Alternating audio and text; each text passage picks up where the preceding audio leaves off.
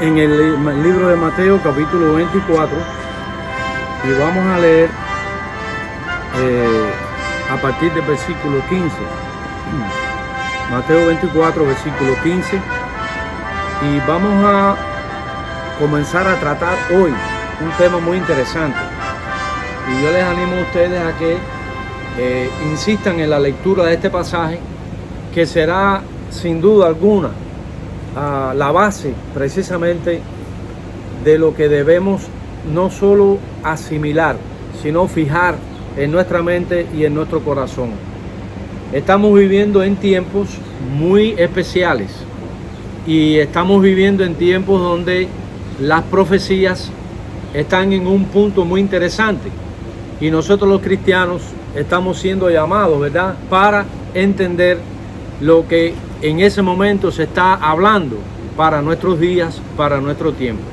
Hay un mundo de mucha confusión, no nos cabe duda, donde la prensa, donde los políticos, donde todo el sistema está corrupto, y aún dentro de las filas del cristianismo hay una cantidad increíble de diferentes maneras de pensar, y entonces muchas veces eso nos agota, muchas veces eso inclusive nos desanima a estudiar, porque consultas lo que dice un autor, lo que dice el otro, lo que la traducción de tal Biblia dice. Entonces tanto lo que se habla sobre un mismo tema de una manera diferente, que llega el punto que perdemos interés, porque a quién le creo, a quién miro, qué es lo que tengo para mí.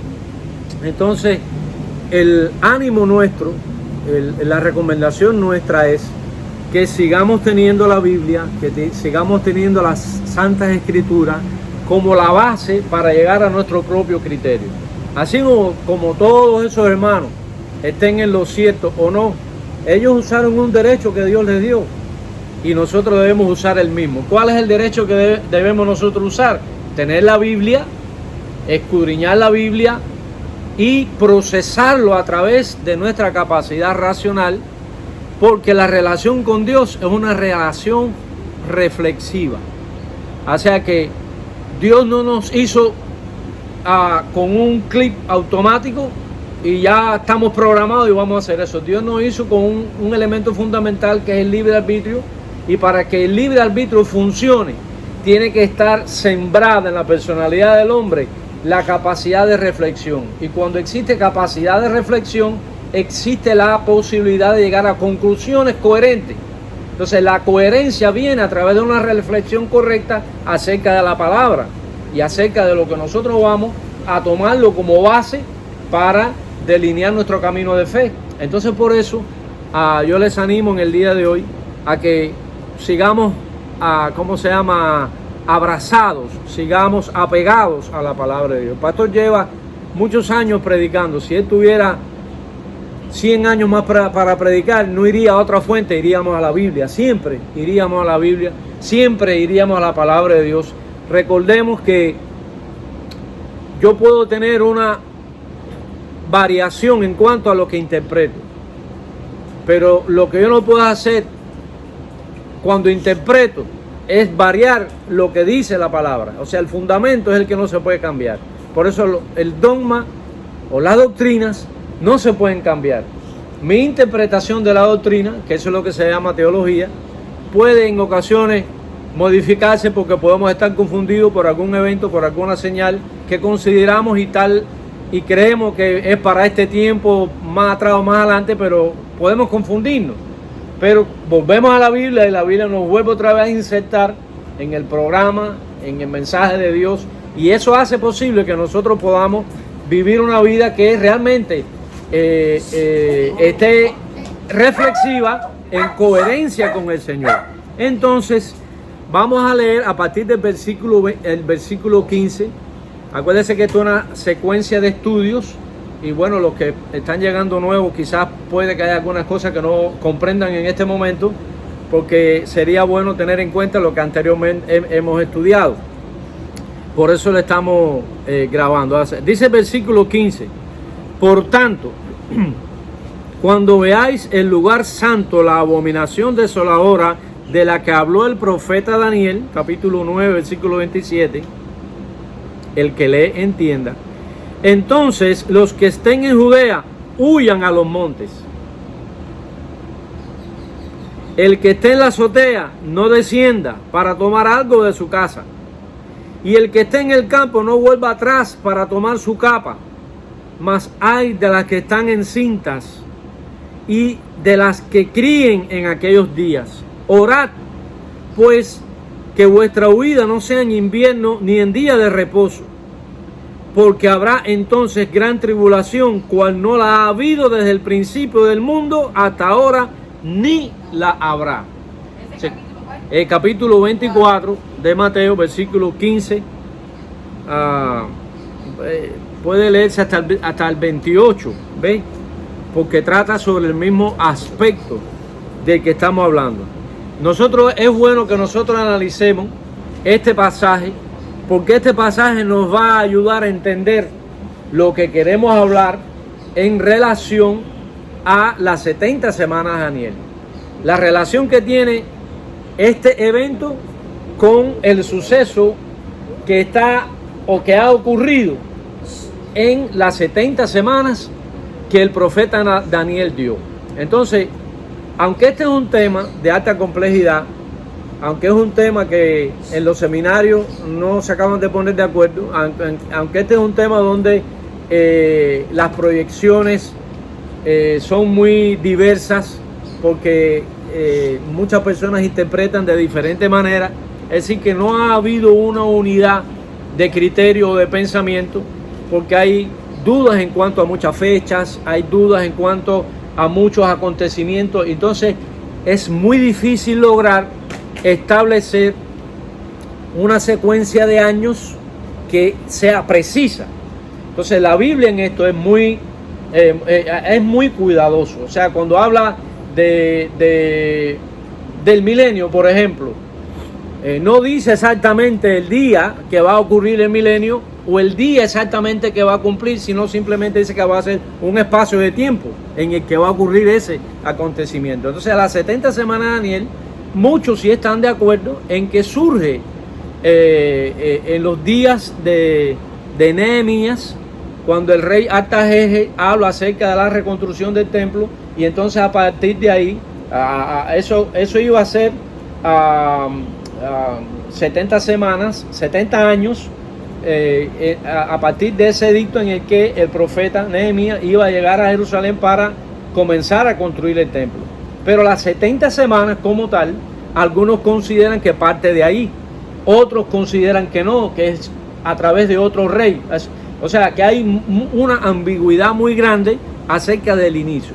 Pero lo que tanto los de una posición como los de otra posición en cuanto a lo que creen, lo que nos une es lo que ocurre con la venida de Jesucristo. O sea, el advenimiento de Jesucristo es el que analiza debe tener en cuenta. O sea, yo puedo tener una idea que si el edicto fue antes o después, porque si tú comienzas cuando fue dado a Daniel la profecía, se te pueden perder algunas semanas, se te pueden perder algunos años, pero el asunto importante está en la persona del Mesías, lo que se cumple en los días del Mesías, cuando dice que el Mesías sería quitada su vida en la semana 62, y dice que a la mitad de la semana sería quitada su vida, no por sí, sino que sería, o sea, no es que él muere por sus pecados, sino muere por los pecados del mundo. Entonces, ese es el punto en el que nosotros debemos, a partir de ahí,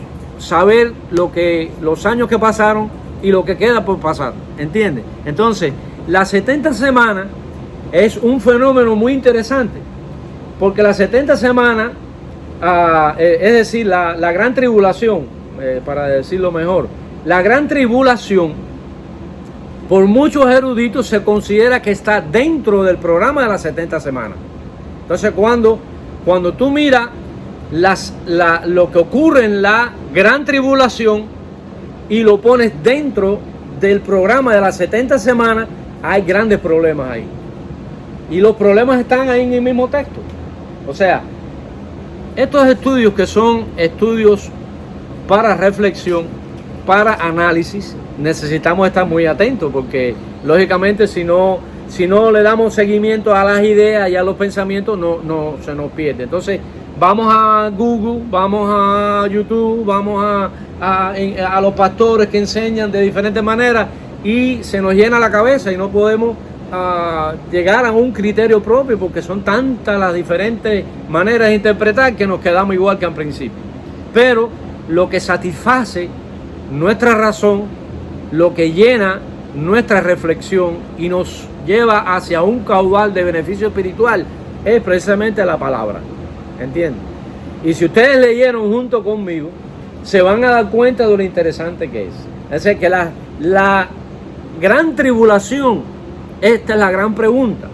¿Tiene que ver la gran tribulación con las 70 semanas de Daniel? Mire el pasaje para que usted vea. O sea que tradicionalmente aceptamos de que la gran tribulación es la última semana de las 70 semanas de Daniel, porque se ha incluido, y en el 90% de los que enseñan la palabra incluyen las 70 semanas dentro, o sea, la semana de la gran tribulación la incluyen dentro de las 70 semanas. Pero vamos a ver ahí si realmente está incluida o no, y de la forma que está. Dice el versículo 15: por tanto, cuando veáis el lugar santo, la abominación desoladora de que habló el profeta Daniel, el que le entienda. Ahí nosotros lo vemos en Daniel 9:27. Ese versículo nos habla de una manera muy clara. Es el pasaje paralelo. Dice: y por otra semana confirmará el pacto con muchos. A la mitad de la semana hará cesar el sacrificio y la ofrenda. Después, con la muchedumbre de las abominaciones, vendrá el desolador, hasta que venga la consumación y lo que está determinado se derrame sobre el desolador. Ese es un pasaje muy ilustrativo, ¿veis?, de lo que está recibiendo Daniel respecto a este fenómeno dentro de la semana de la gran tribulación. La gran tribulación es para los judíos o es para los gentiles. Para los judíos. Exactamente. Entonces, dos preguntas ahí que estamos haciendo. Primera pregunta: ¿está las 70 semanas, en las 70 semanas incluida la gran tribulación? ¿O la gran tribulación es un proceso que está fuera de las 70 semanas y que corresponde al pueblo de Israel? Este pasaje da la respuesta, porque ahí es donde está el quid de la cuestión, ¿entiendes? Entonces, las 70 semanas se cumplieron en una secuencia de año tras año, que son aproximadamente 490 años. Si está en dependencia de donde partimos para el inicio de las 70 semanas, que puede ser con Artajerjes, que puede ser en otra fecha, y ahí es donde se puede perder algunos años. Pero aquí habla acerca de un fenómeno, de un punto tan neurálgico en la interpretación, que es la que te hace entender en qué situación estamos en el día de hoy a la hora de interpretar la semana de la gran tribulación. Siempre escuchamos que la gran tribulación es la última semana, es el último segmento dentro de la última semana, que es a partir de los 3 años y medio, últimos 3 años y medio, ¿verdad? O sea, la última semana, según sobre todo los dispensacionalistas o premilenarios, enseñan que la última semana tiene 3 años y medio de tribulación y tiene 3 años y medio de gran tribulación. Es lo que se enseña en el 90% de los seminarios. Pero vamos a ver aquí este pasaje que trae a nosotros a dudas respecto a esa enseñanza. Dice aquí: entonces, si está hablando aquí, cuando veáis el lugar santo, ¿cuál es el lugar santo para un judío? El templo. Entonces, el lugar santo, ¿qué cosa es? El lugar santo, fíjate que dice el lugar, o sea, especifica geográficamente un lugar. Y le llama a ese lugar santo porque para un judío el lugar santo era el templo. Para un evangélico, el lugar santo no es el templo. Para un evangélico, el lugar santo es el cuerpo. Porque dice Pablo en Corintios que el templo del Espíritu en nuestro cuerpo. ¿Estamos en eso de acuerdo, no es verdad? Yo creo que todos los evangélicos sabemos que donde mora el Espíritu Santo, que es en el cuerpo, ese es el templo. Dice Pablo, que destruye el cuerpo, Dios lo va a destruir, porque nosotros somos el templo de Dios. Es más, cuando Jesucristo estableció la Santa Cena o la Santa Comunión, Él dijo, este es mi cuerpo que por vosotros es partido. O sea que la iglesia, y Él dice que Él es la cabeza del cuerpo, quiere decir que la iglesia llegó a establecerse como el segundo cuerpo de Cristo. O sea que siendo la iglesia el segundo cuerpo de Cristo, siendo Cristo la cabeza, ahí es donde mora el Espíritu Santo, y entonces ese es el templo de Dios. Nosotros, Pablo dijo, vosotros sois templo de Dios. Entonces, aquí cuando dice, cuando veáis en el lugar santo la abominación, se está refiriendo a quién? Y se lo está diciendo a los judíos, a los apóstoles, a los seguidores. Se está refiriendo al lugar específico del templo. Que eso es lo que está hablando Daniel, y que eso es lo que ocurrió literalmente. O sea, hubo una abominación, ¿verdad? Hubo sacrilegio, hubo inclusive Antíoco Epífanes, unos añitos antes, sacrificó una puerca dentro del templo según los historiadores. Ha habido una secuencia de eso, pero en este punto dice aquí, entonces los que estén ¿dónde? En Judea. ¿Quiénes son los que están en Judea? Los judíos. Y aquí está hablando acerca de la gran tribulación que vamos a ver ahora. Dice, los que están en Judea, dice, huyan a los montes. ¿Ven? O sea que los que están en Judea son judíos que han visto que en el templo hay un sacrilegio. Corran, porque comienza ahí es donde comienza el problema. Corran, no va a haber chance, porque lo que va a venir va a ser destrucción total sobre Jerusalén. Entonces dice, huyan a los montes, dice, el que esté en la azotea, no descienda para tomar agua, o sea que no pierdas tiempo buscando nada, corre, salva tu vida, salva tu vida. Dice el versículo 18, y el que esté en el campo no vuelva atrás. Oye, es una situación difícil, lo van a perder todo. Nosotros vamos ahora, después, a continuación, porque esto aparece muy crudo, esto aparece muy duro. El Señor se lo está advirtiendo, porque Israel en este punto estaba quebrando el pacto. La nación de Israel quebró todos los pactos, aunque Dios siempre fue fiel.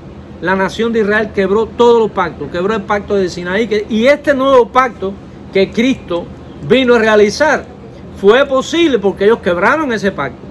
Entonces fue necesario que Cristo viniera para que el pacto pudiera llegar a ser una realidad. Y dice, ya no es un pacto solo para los judíos, es un pacto que incluye al mundo entero. Por eso no caemos en el punto calvinista, ¿entiendes? O sea, son muchas cosas que están dentro de este tema. Dice, y para el que esté en el campo, no vuelva atrás para tomar su capa, mas hay de las que estén encinta y de las que críen aquellos días, o sea, los que tienen niños pequeños, ¿verdad? No es fácil correr sin nada con un niño. Eso es, y era literal lo que iba a pasar. ¿Y eso pasó cuándo? Eso pasó en el año 70. A esto que se está refiriendo aquí pasó en el año 70. ¿Cómo es posible que nosotros obviemos este hecho histórico, lo estemos remontando al final de la historia, cuando es otra cosa de lo que se está hablando? Es decir, las 70 semanas tienen que ver con los judíos. Entonces, ¿cómo la última la vamos a sacar del contexto judío para aplicarla a los gentiles, cuando el texto no está haciendo referencia a eso? Y yo respeto, yo estudié en un seminario bautista, y yo fui hijo de pastores bautistas, y yo tengo honra de ser bautista como cualquiera de cualquier denominación en la que haya conocido a Cristo. Las denominaciones son de Dios, no estamos hablando de eso.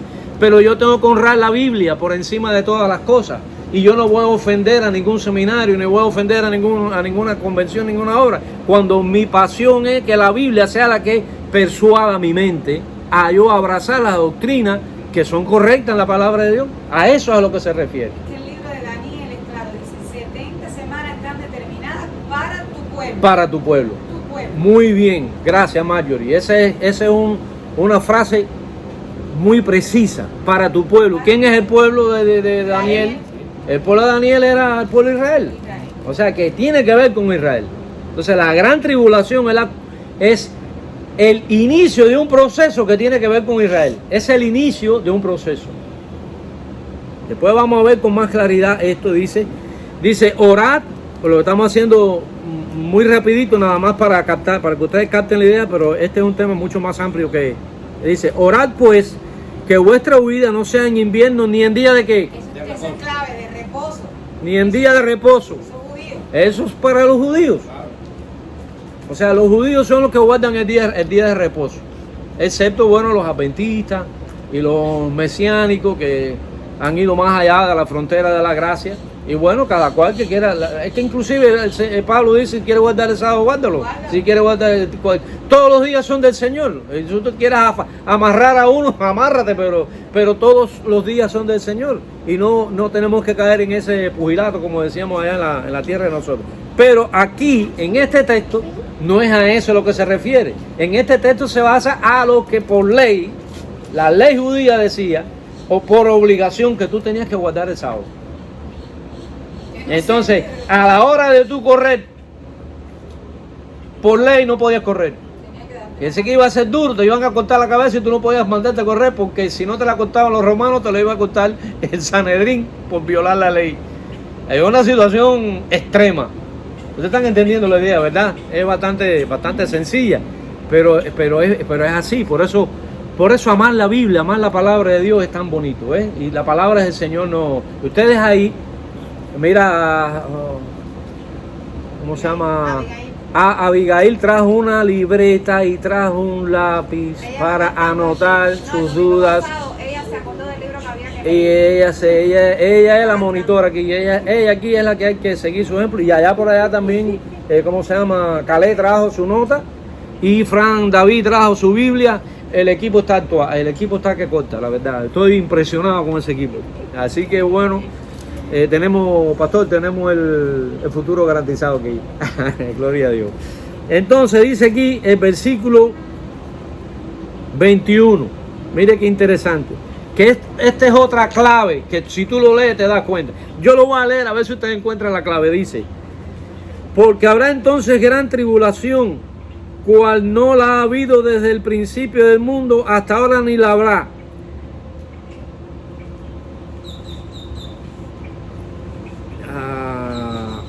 Dice, y si aquellos días no fuesen acortados, nadie sería salvo. Por causa de los escogidos, aquellos días serían acortados. Entonces, estoy buscando otra frase.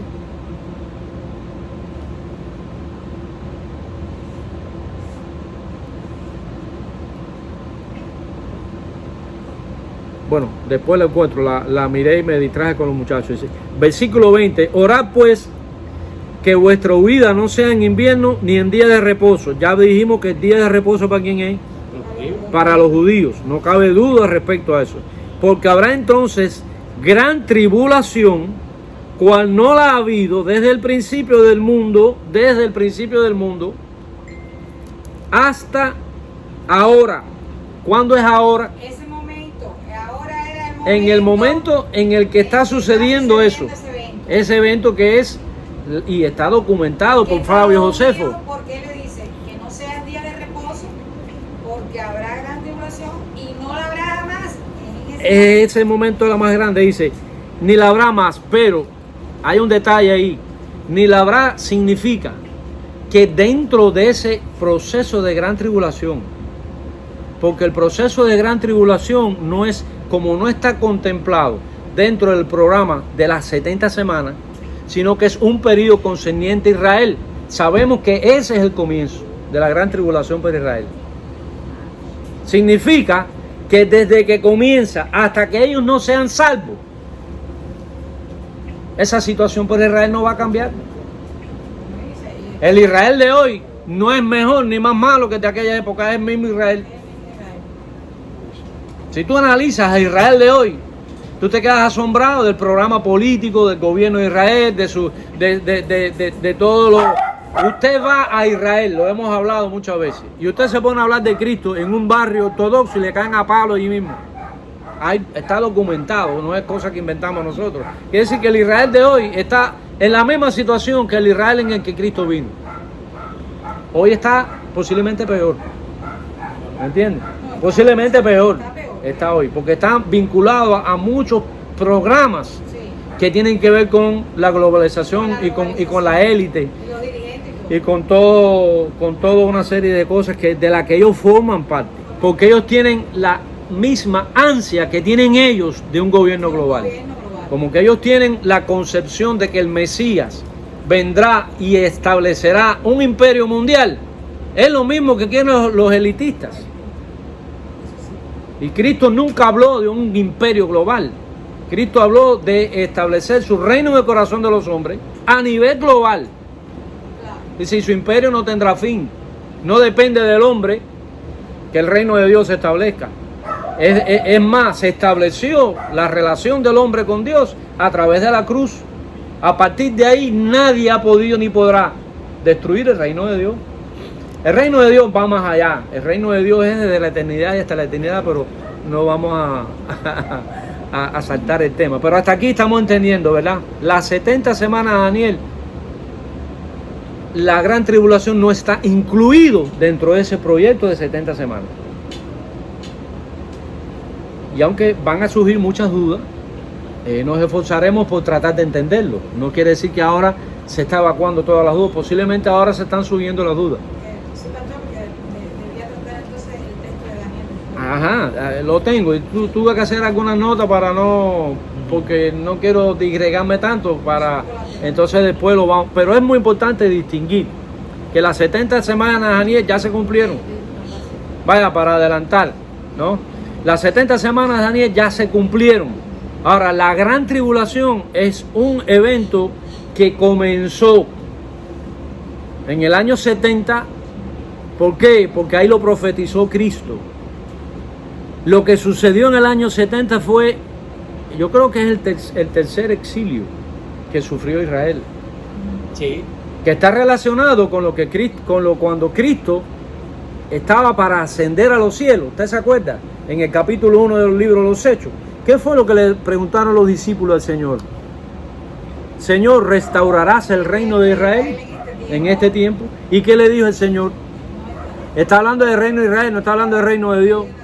La visión de un judío, la visión de un judío del reino de Dios es nacionalista. Nacionalista por amor. Nacionalista significa que el reino es a partir de Israel.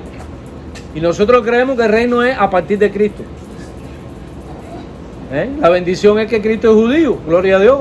No tenemos nada, no tenemos nada contra los judíos. Pero yo siempre digo que yo amo a los judíos como los ama Dios. Yo no puedo amar a los judíos que lo que los ama Dios. Está Cook inspirada. Sí. Entonces, miren qué interesante estas señales. Dice aquí, porque habrá entonces gran tribulación. No olvidemos nunca, hermano, que para leer la Biblia hay que leerla en términos gramaticales. Y si los profesores de español aquí me ayudan. Cuando dice aquí, porque habrá entonces gran tribulación, cual no la ha habido desde el principio del mundo hasta ahora, ni la habrá. No, ¿por qué no leemos otra vez versículo 15? Porque de eso se trata.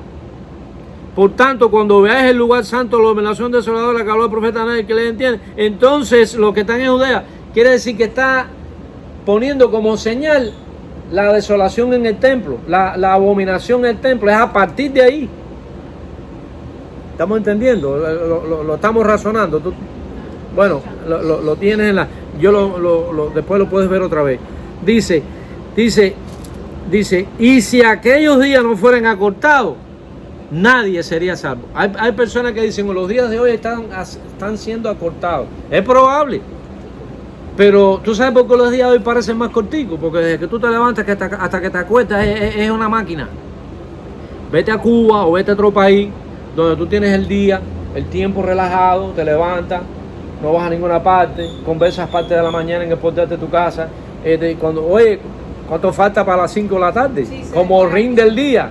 Antes de nosotros, como nos rinde el día, ¿por qué? Porque estamos holgadamente. Ahora tú te levantas y no te da tiempo de desayunar, y el trabajo y no te da, se te va el día que tú no lo viste.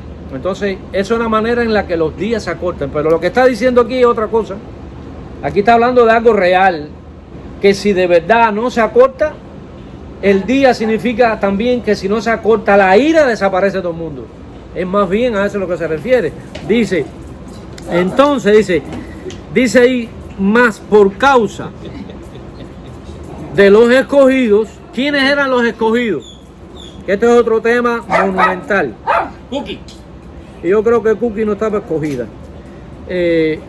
Dice, más por causa de los escogidos, aquellos días serán acortados. ¿Quiénes son los escogidos? Está habiendo una gran tribulación para la nación de Israel. Y a pesar de que Israel como nación rompió el pacto, dice que ahí dentro de ese grupo hay quienes son escogidos. ¿Se refiere a los judíos o no? Claro. Es otro interesante detalle. O sea, que son los escogidos. ¿Quiénes eran esos escogidos? Los apóstoles de la primera iglesia. La iglesia que fundó, la fundadora, la iglesia fundadora, la iglesia de Jerusalén. Acuérdense que el evangelio se expande al mundo por esta gran tribulación. ¿Están entendiendo? O sea, lo que pudo ser lo que fue una catástrofe para la Israel como nación, fue un boom para la iglesia naciente a través de una tribulación. ¿Están entendiendo la idea? Porque a donde quiera que fueron los judíos cristianos, se establecieron iglesias. Los viajes misioneros de Pablo, ¿a dónde iba primero Pablo cuando iba a predicar? ¿A dónde primero iba? A la sinagoga. Iba donde estaban las comunidades judías. Ahí iban primero, ahí iban los Pedro, y las iglesias se fueron estableciendo en toda el Asia Menor y más allá del Asia. Roma. Fíjense cómo es que Pablo anhelaba ir a España, mucho más allá, ya norte, Europa, ¿entiendes? Quiere decir que la gran tribulación fue una manera en la que Dios nos dice a nosotros que el pacto antiguo quedó, que ahora es a través de un nuevo pacto en la gracia, que es el que no lo detiene nadie. El reino de Israel se destruyó. Sin embargo, el reino que Daniel habla en el capítulo 2, versículo 44, que habla acerca de aquella imagen que fue destruida por una piedra, que destruyó aquella imagen, y de aquella piedra se formó un monte por aquellas piedritas que somos nosotros, que llenó toda la tierra. Es su cumplimiento a partir de ese fenómeno, en lo que esa piedra que dice que llegó a convertirse en la cabeza de ángulo, la cabeza principal. Es la piedra sobre la que se establece ese monte. El evangelio es tan sencillo, muchas veces se ha complicado, pero la interpretación es sencilla. Pero es una interpretación que Dios no la da a cualquiera. Acuérdense que todos los reyes adivinos, todos los ¿cómo se llama? Los magos, los astrólogos, no podían interpretar ni saber el significado del sueño de Daniel, de rey Nabucodonosor. Y Daniel le dijo, no, sepa que no soy yo. El Dios que amora en mí le place darle al rey la interpretación. Es Dios. ¿Cuánto decimos amén? Amén. Gloria sea el nombre del Señor. Vamos a ir terminando porque ya el tiempo pasó y no queremos rebasar su paciencia. Dice aquí, mire por lo que viene acompañado. Mire por lo que viene acompañado. En aquellos, dice, versículo 23. Entonces, si alguno dijere, mira, aquí está el Cristo, o mira, ahí está, dice, no le creáis. Desde el mismo inicio del cristianismo iba a haber una falsificación del cristianismo. No olvidemos que Satanás, hace muchos años, cuando yo era niño, habían pastores mayores que decían, Satanás es el mono de Dios. O sea que todo lo que Dios hace, Satanás quiere hacerlo. Pero el problema es que Satanás lo hace inverso. Si Dios ama, Satanás odia. Si Dios construye, Satanás destruye. Si Dios organiza, Satanás desorganiza. O sea, todo lo contrario a lo que Dios hace, lo hace Satanás. Entonces es muy importante que entendamos eso, ¿verdad? Y dice aquí, versículo al final, versículo 24, dice, porque se levantarán falsos cristos y falsos profetas y harán grandes señales y prodigios, de tal manera que engañarán, si fuese posible, aún a los escogidos. ¿Quiénes son esos escogidos? Estamos en el texto, estamos en el pasaje. Esos son los mismos escogidos que habla el versículo 22. Mas por causa de los escogidos, aquellos días se han acortado ahora, aún esos escogidos corrían el riesgo de ser engañados. Claro, eso es aplicable a nosotros también, por supuesto, porque nosotros somos escogidos por la gracia de Dios. Ya os lo he dicho antes, versículo 25. Así que, si os dijeren, mirad, está en el desierto, no salgáis, o mirad, está en los aposentos, no le creáis. ¿Por qué? Porque la gran tribulación es un proceso. ¿Viste qué clarito está? Es un proceso de años, de muchos años que nosotros no sabemos. Fíjense que la pregunta interesante de Pedro a Cristo, dice, no, la respuesta cuál fue cuando ellos le preguntaron, ¿restaurarás el reino de Israel en este tiempo? ¿Qué le contestó Cristo? No os toca a vosotros saber el tiempo o las sazones, porque si Cristo en aquel día le dice, oye, de aquí a 1948 años el reino de Israel será restablecido, y mismo se la dejan en la mano. Pero vamos a luchar por un reino que no lo vamos a ver ni en sueño, porque Cristo estaba hablándole del reino de Israel, pero Él está hablando de su reino, que es sobre el reino de Israel. Hay una diferencia muy grande, muy notable ahí. Dice, mirad, está en el desierto, no salgáis. O mirad, está en los aposentos, no le creáis. Porque, ahora va a decir cómo es. Es lo que debemos nosotros mirar, dice, versículo 27. Porque como el relámpago que sale del oriente y se muestra hasta el occidente, así será su venida. Entonces, ¿qué espacio de tiempo hay ahí para establecer un nuevo imperio, un nuevo reino? Vuelvo a decir la idea, creemos en el milenio. Pero en esta interpretación aquí, es muy interesante observar que la culminación de la gran tribulación inicia el proceso del segundo venimiento de Jesucristo con la conversión de Israel. Ahí tú puedes aplicar Romanos capítulo 11. Y habla acerca de la plenitud de los gentiles y habla acerca de la restauración de Israel por la conversión, por causa del testimonio de los gentiles, y eso es lo que da el fin del siglo. A eso es lo que da el fin del siglo. Por eso dice, porque como el relámpago sale del oriente y se muestra hasta el occidente, así también será mi venida. Entonces, cuando Cristo venga, ¿quién es el que no ve un relámpago? Muy interesante eso. Un relámpago lo ve todo el mundo. La velocidad de la luz. Pues dice todo ojo le verá. Pero hay quienes que dicen, no, va a haber un rapto que se va antes y nadie lo va a ver. Yo no veo mucho eso. Dice, vendrá como ladrón en la noche. Claro, ¿quién es el que está entretenido?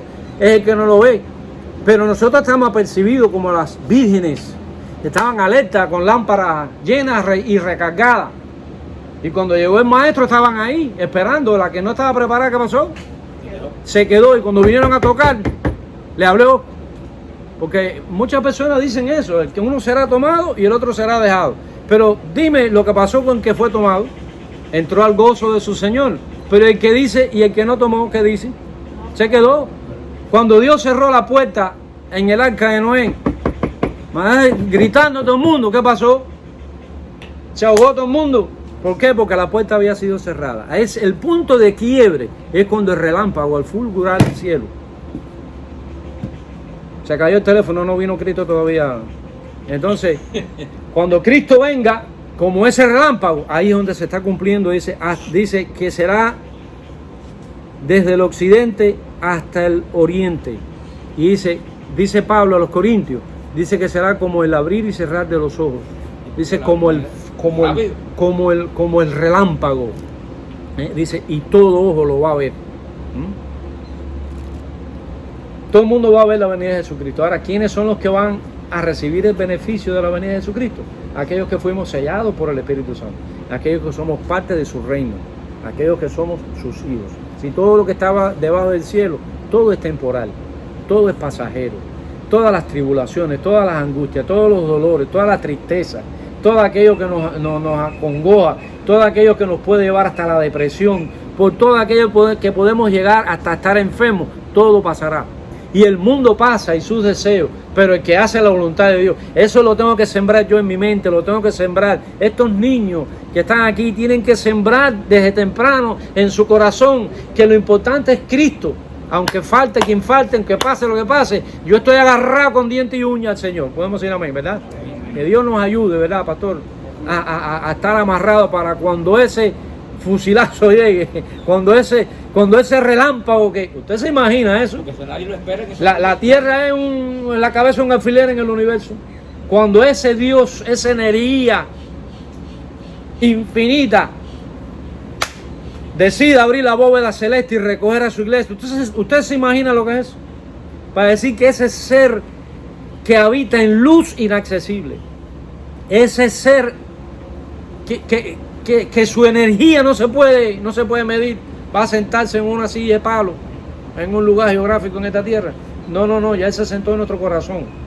Y por estar sentado en nuestro corazón, vamos a ser nosotros partícipes de ese momento tan glorioso. Los que no, se perdieron. Los que no, dice la Biblia, tinieblas, lloro y crujir de dientes. ¿Es porque Dios lo quiere? No. Dios no tiene que hacer nada para que una persona vaya al infierno. Es la persona solito decide no entrar al cielo, se quedó desprovisto del cielo. Así que Dios nos ayude, ¿verdad? Dios nos fortalezca. Y aquí el versículo 28, cuando ustedes lo lean, les puede causar duda. Sí, hay algo que atrás. Dice, porque donde quiera que estuviese el cuerpo muerto, allí se juntarán las águilas. Entonces uno dice, ¿qué querrá decir eso después de tanta profundidad? Bueno, dicen algunos estudiosos que eso era un dicho, o era como un proverbio en los tiempos escritos. Es decir, que es como una afirmación, para ver si ustedes me entienden. Donde quiera que haya un cuerpo muerto, ahí no están las tiñosas. Bueno, si eso es una verdad, lo que está dicho antes es verdad también. Es como un dicho que confirma lo que anteriormente fue hablado. Ustedes están copiando la idea. El Señor es un maestro que le traquetea el mango. Es un maestro maravilloso. Así que si tú ves que donde quiera que haya un cuerpo muerto, allí se juntan las águilas para comerlo. Nadie puede dudar que eso es así. Las aves de rapiña se comen el muerto donde quiera que esté. Si eso es verdad, y nadie puede decir que no, lo que yo estoy diciendo antes es verdad, lo crea el hombre o no lo crea. Esa es la verdad. Es una expresión de confirmación, ¿verdad? De que el Señor estaba dando ese mensaje. Si ustedes tienen alguna duda, que supongo que las tengan abundantes, bueno, entonces me contactan después y estaremos muy gustosos para contestar hasta donde podamos. Y siempre mirar nuestro canalito de IBM Peniel, allí en YouTube, y entonces allí estamos reproduciendo este estudio para que lo puedan nuevamente mirar. Así que Dios le bendiga, es el deseo de nuestro corazón.